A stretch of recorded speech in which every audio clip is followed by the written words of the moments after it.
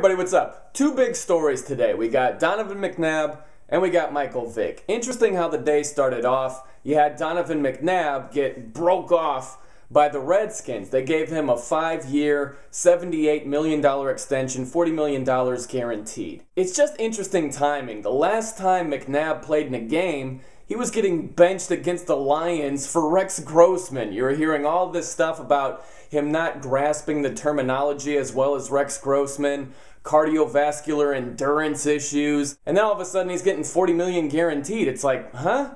It's like someone talking about a car like, well, it's not that great on gas mileage. It's an alright car. I'll give you $100,000 for it.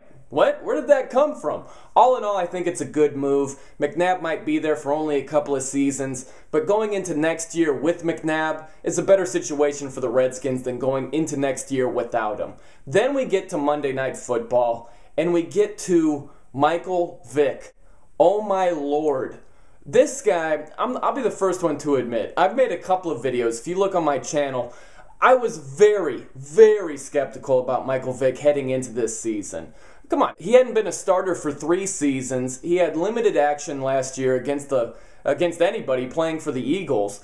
And this year there were no expectations whatsoever. He wasn't even the starter heading in. He's easily the biggest surprise of this season. I had major league questions about him not starting for that long. And not only is this guy playing and starting, he's on track to be the MVP. And I know this sounds like a contradiction. I told you at the halfway point, it's not Michael Vick. It's Peyton Manning. I still stick to that.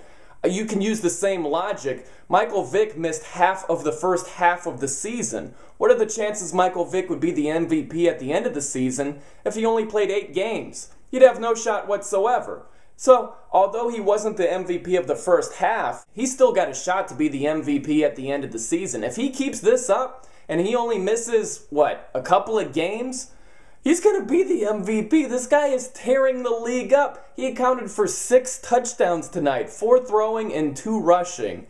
He's been out of his mind. You got to give him credit for what he is doing out there. It's been unbelievable. And yeah, the Redskins weren't the 85 Bears out there tonight. Come on. Jerome Harrison looked like Jim Brown. I didn't even know Jerome Harrison was playing for the Eagles. Literally, I watched the game tonight. I'm like, who's 33? Jerome Harrison. Oh, the old Browns running back. Oh, if you go into a game in week 10 and you say, hey, who is that guy? And he's running for long touchdowns, that's a sign that your defense is playing like garbage. But just putting that out there, Vick, you still got to give him his credit. He was out of his mind, playing fantastic football right now. And there comes a point where if you're not believing in Vick at all, it's not sticking to your guns, it's being stubborn. I'm not going to be stubborn to a fault here. Vick is playing fantastic football. Fantastic football. And you got to give him his just due.